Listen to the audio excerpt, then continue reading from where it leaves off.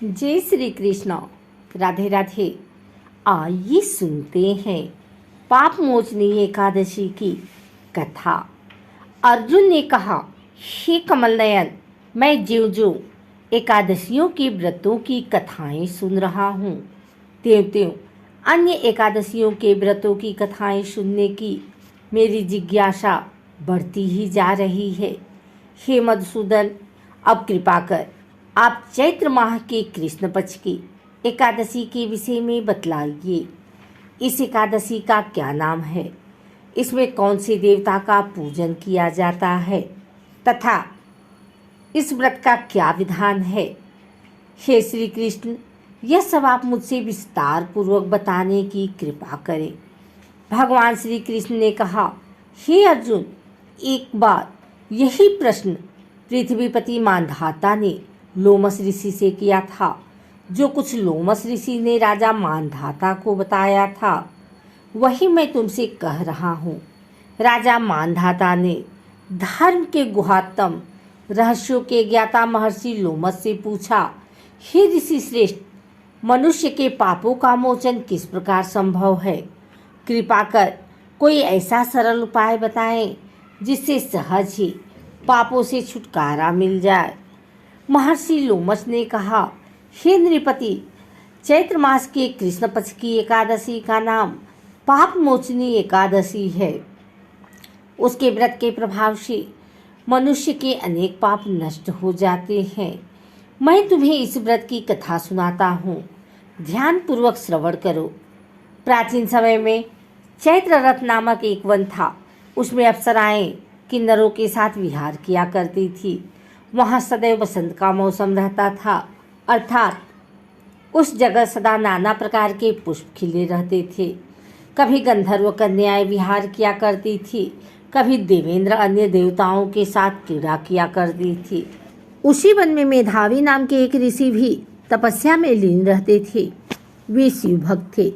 एक दिन मंजू घोषा नामक एक अप्सरा ने उनको मोहित कर उनकी निकटता का लाभ उठाने की चेष्टा की। इसलिए वह कुछ दूरी पर बैठ बीड़ा बजाकर मधुर स्वर में गाने लगी। उसी समय शिवभक्त महर्षि मेधावी को कामदेव भी जीतने का प्रयास करने लगे। कामदेव ने उस सुंदर अप्सरा के भ्रू का धनुष बनाया, कटाक्ष को उनकी प्रत्यंचा बनाई और उसके नेत्रों को मंजू घोषा अप्सरा का सेनापति बनाया।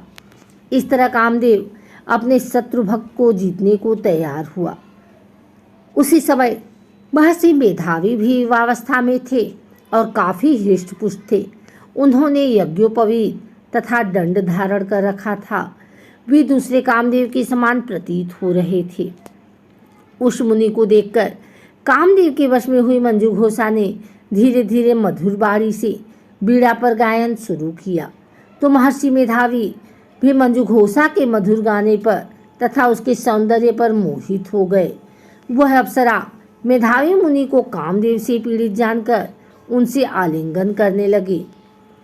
महर्षि मेधावी उसके सौंदर्य पर मोहित होकर शिव रहस्य को भूल गए और काम के वशीभूत होकर उसके साथ रमण करने लगे।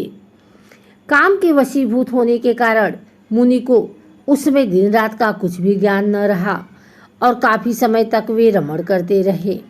तदुपरांत मंजू घोषा उस मुनि से बोली, हे ऋषिवर, अब मुझे बहुत समय हो गया है, अतः स्वर्ग जाने की आज्ञा दीजिए। अप्सरा की बात सुनकर ऋषि ने कहा, हे मोहिनी, संध्या को तो आई हो, प्रातःकाल होने पर चली जाना। ऋषि के ऐसे वचनों को सुनकर अप्सरा उनके साथ रमण करने लगी। इसी प्रकार दोनों ने साथ साथ बहुत समय बिताया। मंजू घोषा ने एक दिन ऋषि से कहा, हे विप्र, अब आप मुझे स्वर्ग जाने की आज्ञा दीजिए। मुनि ने इस बार भी वही कहा, हे रूपसी, अभी ज़्यादा समय व्यतीत नहीं हुआ है, कुछ समय और ठहरो। मुनि की बात सुन अप्सरा ने कहा, हे ऋषिवर, आपकी रात तो बहुत लंबी है। आप स्वयं ही सोचिए कि मुझे आपके पास आए कितना समय हो गया।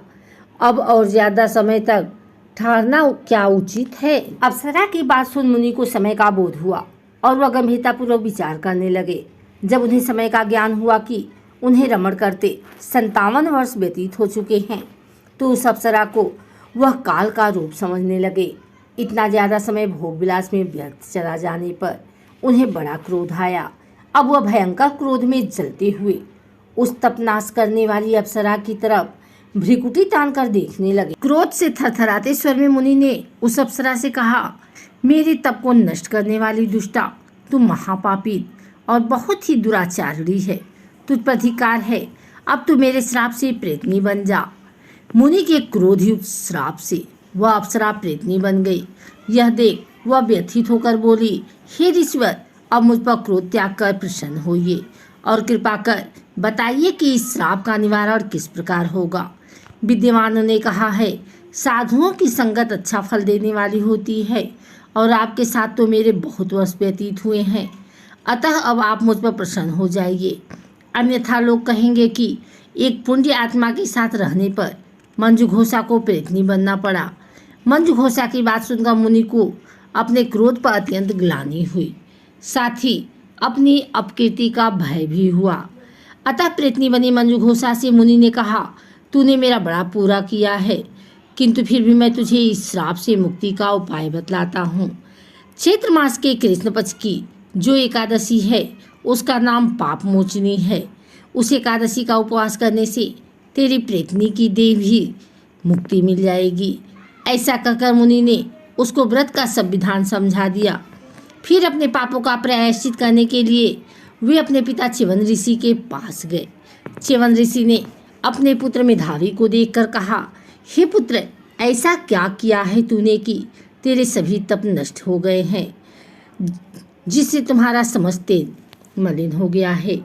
मेधावी मुनि ने लज्जा से अपना सिर झुकाकर कहा, पिताश्री, मैंने एक अप्सरा से रमण करके बहुत बड़ा पाप किया है।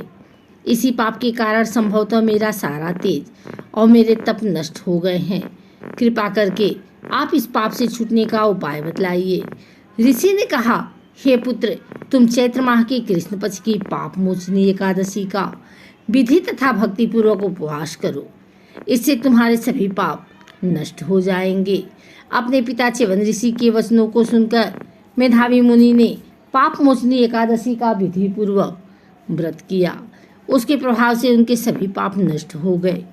मंजू घोषा अप्सरा भी पाप मोचनी एकादशी का उपवास करने से प्रेतनी की देह से छूट गई और पुनः अपना सुंदर रूप धारण कर स्वर्गलोक चली गई।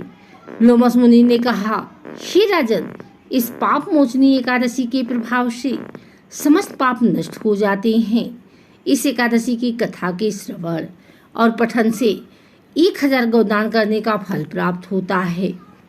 इस उपवास के करने से दूसरों की हानि पहुंचाने वाले, स्वर चुराने वाले, अगम्यागमन करने वाले आदि भयंकर पाप नष्ट हो जाते हैं और अंत में स्वर्गलोक की प्राप्ति होती है। इस कथा से स्पष्ट विदित है कि शारीरिक आकर्षण ज़्यादा समय तक नहीं रहता।